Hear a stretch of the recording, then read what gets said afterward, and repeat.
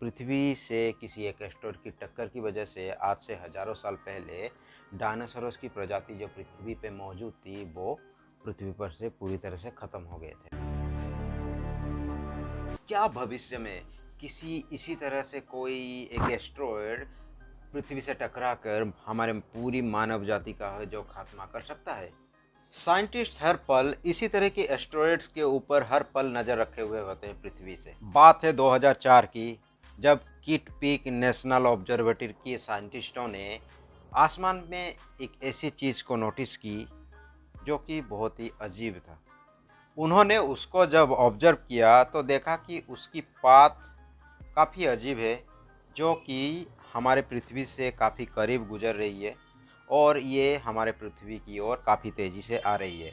ये एस्टेरॉयड था 99942 एपोफिस। वैज्ञानिकों के हिसाब से ये अप्रैल 13, 2029 को हो सकता है कि पृथ्वी के साथ टकरा जाए। एपोफिस जो एक 370 मीटर लंबा एक एस्टेरॉयड है जो कि पृथ्वी के काफ़ी करीब से गुजरने वाला है और इसी वजह से हमारे साइंटिस्टों की नींदें जो हैं उड़ी हुई हैं और इसीलिए उसकी पाथ को अच्छे से वो मॉनिटर कर रहे हैं। हर पल इसकी पाथ की जो है अपडेट्स ली जा रही है कि शायद कहीं ये पृथ्वी से आकर टकरा ना जाए।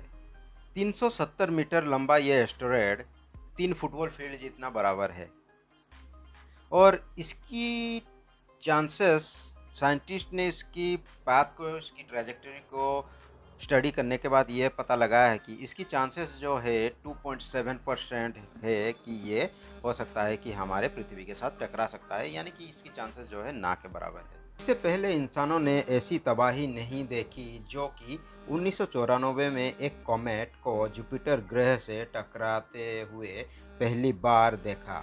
इससे फैली तबाही काफ़ी भयानक थी। क्या एपोफिस एस्टेरॉयड जो है पृथ्वी से टकरा सकता है?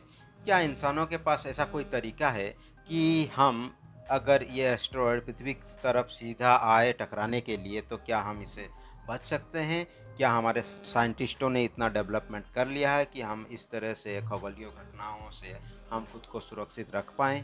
स्टीफन हॉकिंस ने अपने किताब a brief history of time में ये बताया है कि पृथ्वी का अंत किसी एस्टेरॉयड के टक्कर से हो सकता है। न्यूक्लियर वॉर और कोई एस्टेरॉयड इम्पैक्ट, जो ये दो घटनाएं हैं, ये इंसानों को चुटकियों में ख़त्म कर सकते हैं। अब न्यूक्लियर वॉर जो है वो तो हम इंसानों के हाथ में है, पर कोई एस्टेरॉयड इम्पैक्ट जो है वो हमारे कंट्रोल में नहीं है। किट पीक नेशनल ऑब्जर्वेटरी ने ऐसे कई एस्टेरॉयड्स की खोज कर चुका है जो कि हमारे पृथ्वी के इर्द गिर्द घूम रहे हैं। ऐसे कई एस्टेरॉयड्स हैं जिनका साइज जो है 1 किलोमीटर से ज़्यादा है।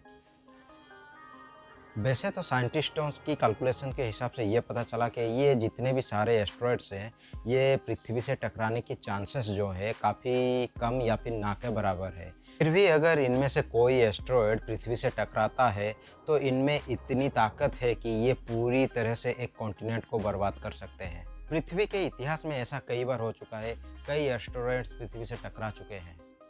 आज से लगभग 6.6 करोड़ साल पहले ठीक इसी तरह से एक एस्टेरॉयड पृथ्वी से टकराया था। उस एस्टेरॉयड जिसका नाम था चिकोस्लॉव, उसके टकराने से पृथ्वी पर से डायनासोरस के साथ पृथ्वी के 75% जीवों का खात्मा हो चुका था। ठीक इसी तरह से आज से 4 बिलियन ईयर्स पहले भी कुछ एस्टेरॉयड्स पृथ्वी पर बरसे थे, जिसकी वजह से पृथ्वी पर समुद्र का निर्माण हो सका था।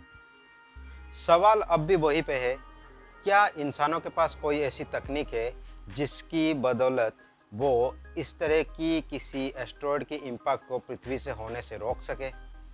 ये सवाल साइंटिस्टों के ऊपर इतना प्रेशर क्रिएट किया कि सभी साइंटिस्ट इस काम में जुट गए कि आखिर अगर किसी एस्टेरॉयड अगर पृथ्वी की तरफ बढ़े, इसी कॉलिजन की तरफ, तो आखिर उससे हम कैसे बचें? आखिरकार साइंटिस्टों को इसमें सफलता मिली।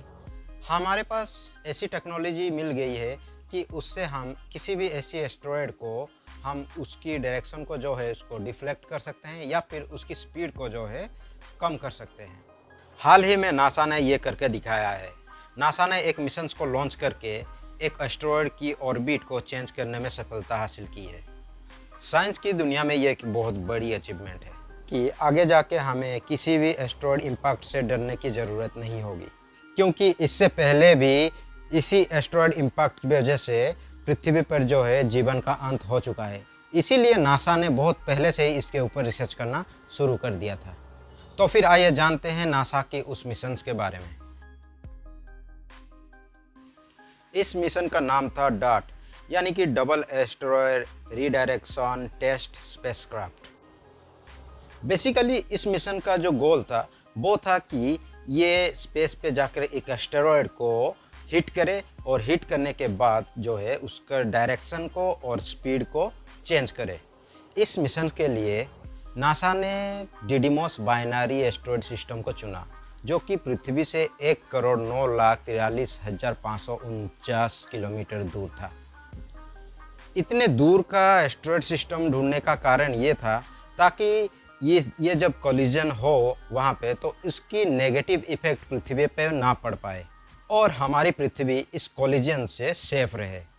और इस इम्पैक्ट की वजह से हमें बहुत सारे डाटाज भी मिलेंगे फ्यूचर के लिए, जो हमारे फ्यूचर में हमारी पृथ्वी की सेफ्टी के लिए काम भी आने वाले थे।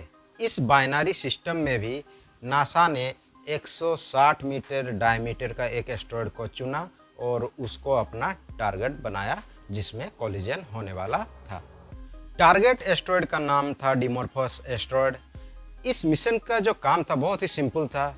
सैटेलाइट वहाँ पे डिमोर्फोस एस्ट्रॉयड को हिट करेगा और उसकी जो डायरेक्शन है उसको डिफ्लेक्ट करेगा और उसकी स्पीड को जो है उसको कम करेगा। ये बहुत ही सिंपल मिशन इस काम के लिए तैयार किया गया था। 24 नवंबर 2021 को नासा ने इस मिशन को लॉन्च किया। करीब 10 महीने बाद दिन था 26 सितंबर 2022, 7:14 पर डार्ट स्पेसक्राफ्ट लगभग 22,530 किलोमीटर पर आवर की स्पीड से सक्सेसफुली जाकर उस एस्ट्रॉयड से टकराया, जो कि नासा का टारगेट था, यानी कि डिमोर्फोस एस्ट्रॉयड, जो कि अब आप इस वीडियो में देख सकते हो। 2, 1. Oh my gosh. Oh wow. इस नज़ारे को हबल स्पेस टेलीस्कोप ने कैप्चर की और जेम्स वेब स्पेस टेलीस्कोप जो है उसने भी कैप्चर की। आपको और एक इम्पोर्टेंट फैक्ट्स बता दूं कि हबल टेलीस्कोप जो है वो ऑप्टिकल वेवलेंथ को कैप्चर करता है, यानी कि ऑप्टिकल वेवलेंथ को ऑब्जर्व करता है, और जबकि जेम्स वेब टेलीस्कोप वो इंफ्रारेड वेवलेंथ को ऑब्जर्व करता है। इससे क्या होगा कि हमें एस्ट्रॉयड्स के बनावट के बारे में काफ़ी कुछ डाटा हमको मिल पाएगा। देखा जाए तो हमारी टेक्नोलॉजी की ये पहली शुरुआत है इस तरह की कोई कारनामा करने की, और इस तरफ हमें और भी कई बड़े कदम उठाने पड़ेंगे, इस तरफ और भी टेक्नोलॉजी को डेवलप करने पड़ेंगे। पर इतना पता चल चुका है कि हमारे पास आज जो टेक्नोलॉजी है उसके हम किसी भी एस्ट्रॉयड की डायरेक्शन को या फिर उसकी स्पीड को चेंज कर सकते हैं। तो कैसा लगा आपको ये इन्फॉर्मेशन, हमें कमेंट करके ज़रूर बताइए, और सब्सक्राइब नहीं किया है तो चैनल को सब्सक्राइब ज़रूर कर लीजिए और अपने दोस्तों तक ये नॉलेज शेयर भी कीजिए। मिलते हैं अगले वीडियो में किसी नए टॉपिक के साथ, नए इन्फॉर्मेशन के साथ। तब तक के लिए टेक केयर, जय हिंद, धन्यवाद।